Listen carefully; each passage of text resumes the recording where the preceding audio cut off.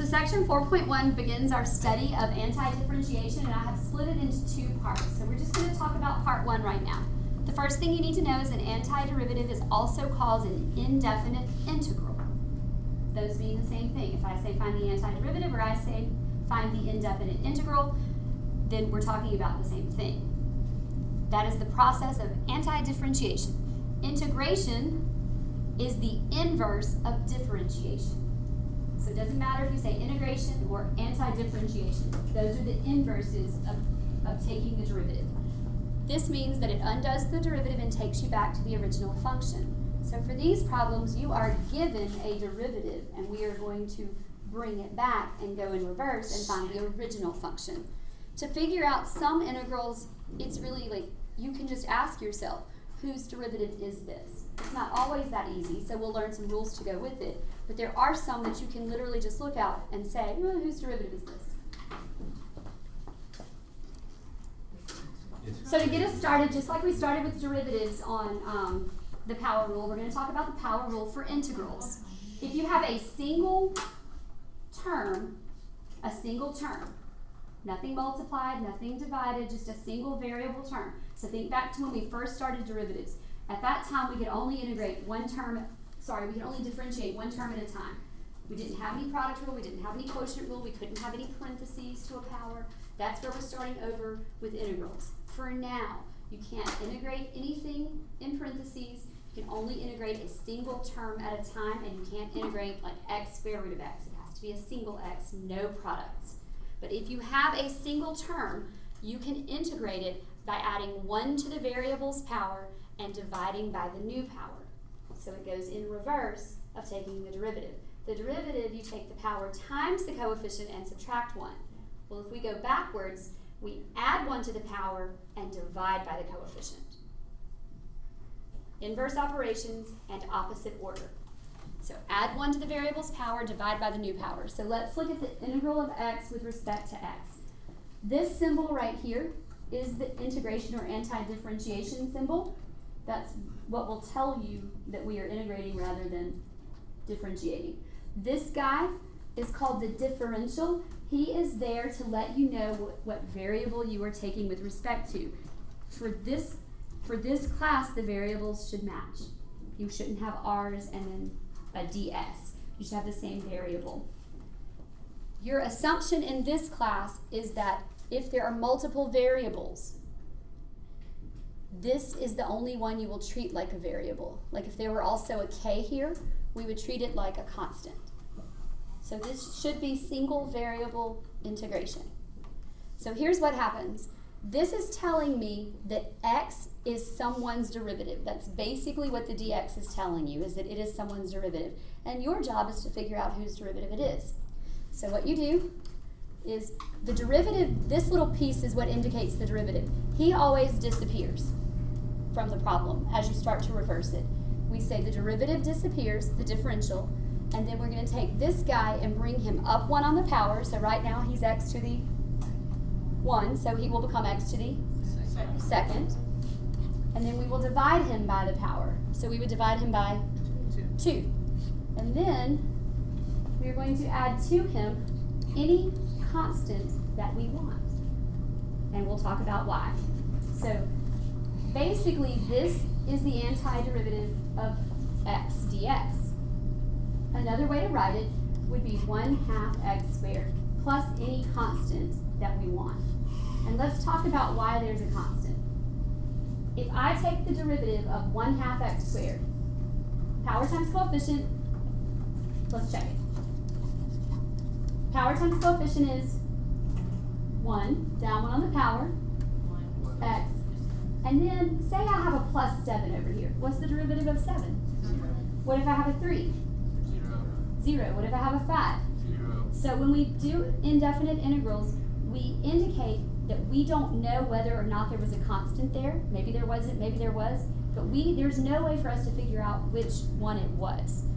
This would be the derivative of any number of things. It would be 1/2 x squared plus 3's derivative, 1/2 x squared plus 5, 1/2 x squared minus 7. So this is just the indefinite constant, a capital C, and you will add him to the end of all of your indefinite integrals. And check it, you should always be able to check your answer by differentiating back to the original.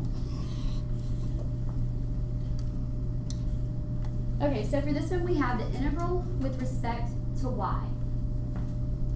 So we have the indefinite integral, and what we're going to do is we're going to think about it since there are no y's there. That's going to be an understood 1 y to the 0.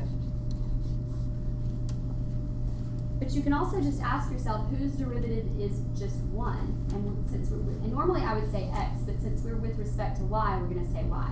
But if you look at it this way, if you have no variable at all, just a differential, you can think of it as a 1 and then the variable to the power. Add 1 to the power, so that would become 1y to the 1, and divide by the power.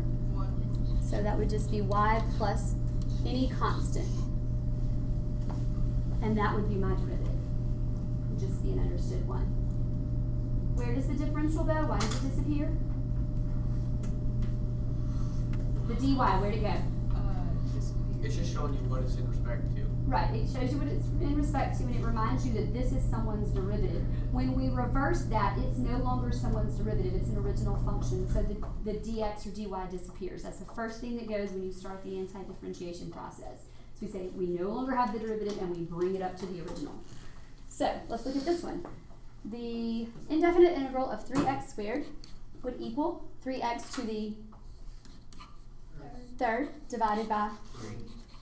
plus the dreaded constant, and that would just be 1x cubed plus c. And we could check that by saying what is the derivative of this guy. That would be power times coefficient, down 1 on the power, so that would be 3x squared.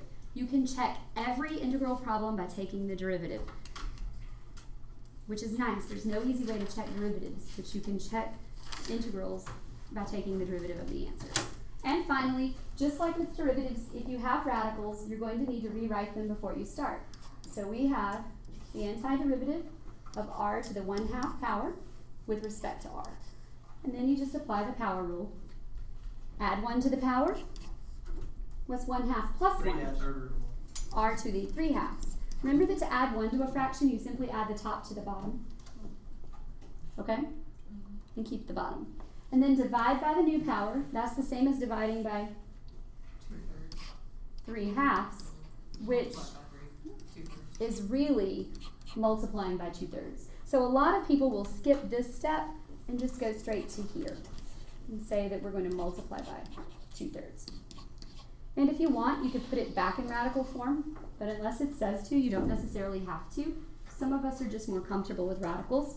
So we could say that's the square root of r cubed plus c.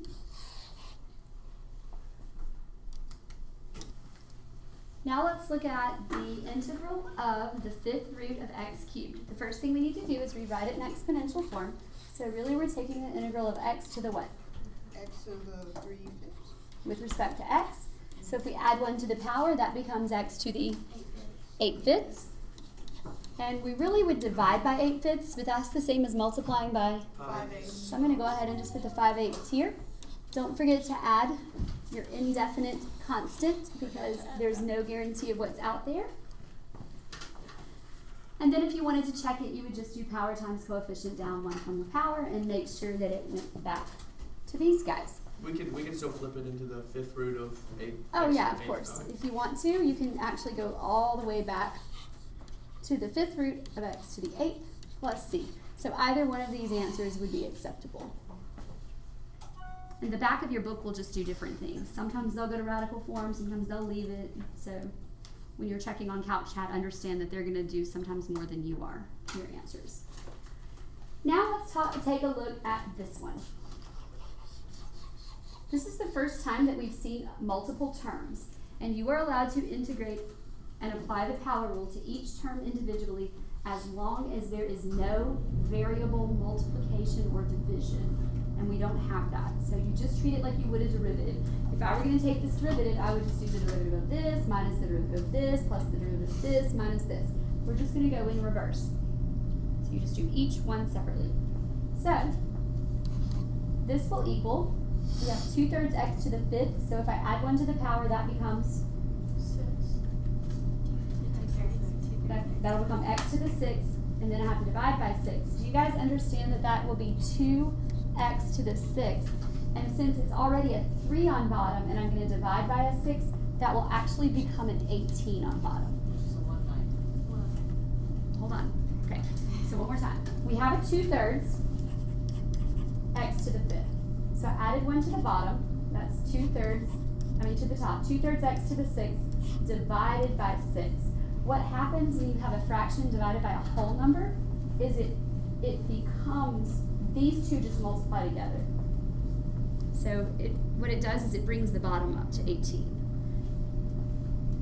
Minus 3x to the 4th divided by 4. And you can either put it all over 4 or just the 3 over 4, it doesn't matter. Plus, what will x integrate up to? X squared over 2 or 1/2 x squared. And then what do you think this constant -7 will come up to? -7x. That's right. If a constant, that variable will just pop back up in there with it. Because right now it's understood to be x to the 0 power. So it'll just be -7x plus c. Then we'll clean it up, and that will be 1/9 x to the 6th minus 3/4 x to the 4th plus 1/2 x squared minus 7x plus c. So you do have to simplify your fractions, but you don't have to get a common denominator.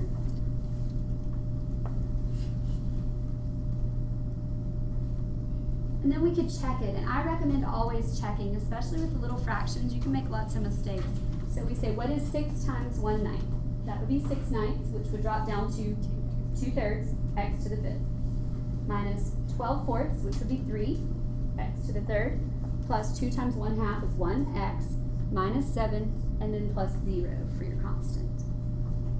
And for our final one of this slide, I want you guys to integrate 2x minus 7. The only reason that is in parentheses is because they want you to know that they are both sharing this differential. Another way to write this would have been the integral of 2x dx minus the integral of 7 dx, but we'll put it in parentheses like this to indicate that obviously we're going to integrate both of them rather than writing it as two separate integrals. So what do you think it equals? So it will become 2x squared over 2, so you're telling me that becomes x squared minus 7x plus the constant. Let's check and make sure that comes back to the original. Power times coefficient, down 1 on the power, and that will just be minus 7 plus 0. So yes, it does. And that's pretty much all you need to know for the basics of indefinite integration.